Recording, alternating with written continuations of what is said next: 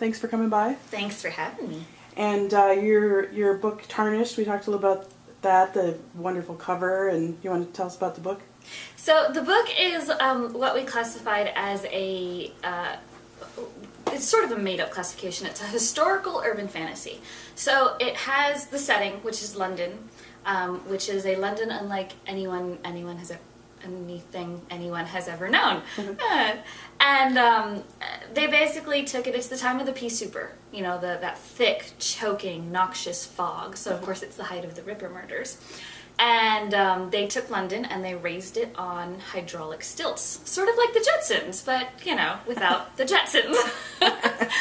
And all the well-to-do and the wealthy and the high society and those who can keep up appearances, which was so important at that time, live up there. And the rest live in poverty below the drift, is what it's called. Mm-hmm.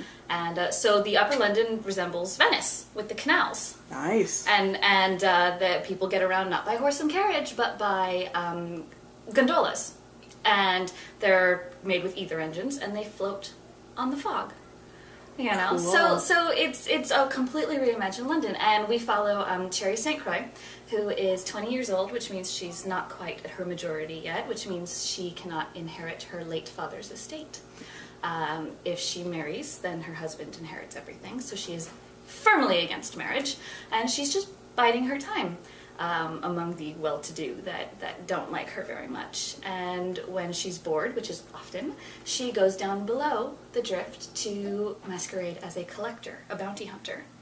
And she earns coin by collecting people in debt, people who need a thrashing, you know, that sort of thing. The only thing she does not do is murder. And that's only a matter of time. She has foibles. Yeah, she has foibles. Yep, and she collects extra coin because her stipend isn't enough for her science needs and certain frivolous activities that she has. So would she be based on any characters or any, like a combination of fictional characters from other people, or just... If she is, it's completely accidental.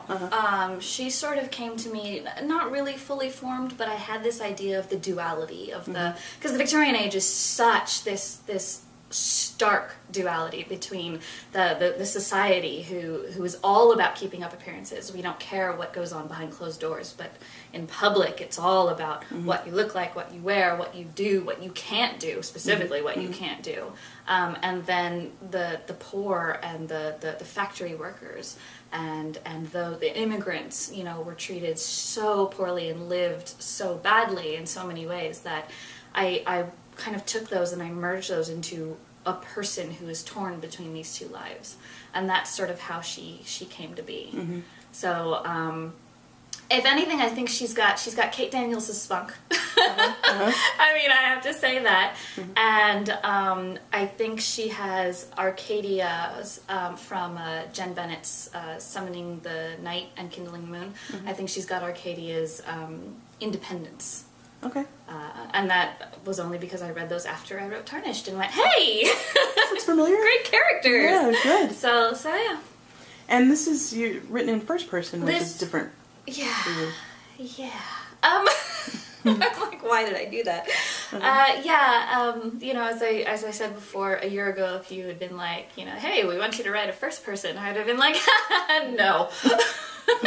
And I was talking with my agent, and I said, so I'm planning this out, and it's, you know, this is what it is, and so on and so forth. And then I said, and I think she's an I. And my agent went, oh, whatever, write her how she wants to write, you know? Like, she doesn't care. She would have given you crap the whole time if you forced it. Yeah, and I had played with the idea of just forcing it and being like, no. But I plotted it and I wrote it, and it was, you know, the things I most remember is, I think, how the first book starts, and that's just sort of the tone that was set. And there's another book after this with Cherry St. Croix, right? It's called Gilded. Okay. And where that'll be out January 1st, tentatively, I think, you know how it is. Yeah. But where the first one balances between the two worlds. Tarnished is her trying to make it in both. The second one focuses primarily below the drift. Okay. So we'll get to see. Oh, I'm sorry. Excuse me. The second one. I'm already like planning 3, 4, and 5, right? The second one primarily focuses above the drift. So there are some things that happen below the drift, of course, but it's a lot of what is Cherry going to do, straddling these worlds when one world is pulling more stronger than the. Yeah. You can judge my grammar, it's fine. No judging. Much more strongly than the others. And then the third one that I have planned will be more focused below the drift. Okay, cool. But you'll have to read it to find out why. I'd be happy to. Okay, so besides Tarnished, you have the Dark Mission books, and Sacrifice the Wicked is coming in September. So what can you tell us about that? I love that one. The Dark Mission books are 3 in with 2 novellas. And it specifically, hilariously, this seems to be my thing, is the dichotomy between, the rich and the poor and that sort of appearance and wealth-based, split. And so in this one, it's a reimagining of Seattle. It's post-mini apocalypse. Okay. It's after the big one hits. And the big one, the big earthquake. Yeah. Okay. And Seattle basically is destroyed. It's leveled. Volcanoes, all these things that can happen because, first of all, I'm fascinated by earthquakes. So, my research is, this long on this, and I'm like, that is so cool, but really freaky. We're, on one of the worst earthquake zones, this big subduction zone in the Pacific Northwest. So, it's basically what would happen if that whole thing just went snap, done. Volcanoes exploding. We have a lot of dormant volcanoes in the area, from Redoubt in Alaska all the way down to Rainier in Seattle and even further. And Seattle basically rebuilds bigger, taller, and with more glass because that's, human hubris. We have this belief that if we survived it, it's not going to bring us down. It tends to be. And they blamed it on witches because people in power wanted a way to seize the power. And so they blamed it on witches and sparked some of the worst witch hunts in history. Of course they did. And Sacrifice the Wicked is the 4th one, and it features Simon. And I love Simon. He's a double agent. This is Simon Wells, Simon Wells. Okay. Yes. Features Simon and Parker Adams, who is the head honcho of the witch hunting agency. Yeah. Doom, doom, doom. Yeah, I know. I love this one. I love Simon. So yeah, that'll be out September 25th, I believe. Okay. Great. And then there will be other Dark Mission books though too, right? There will be, okay.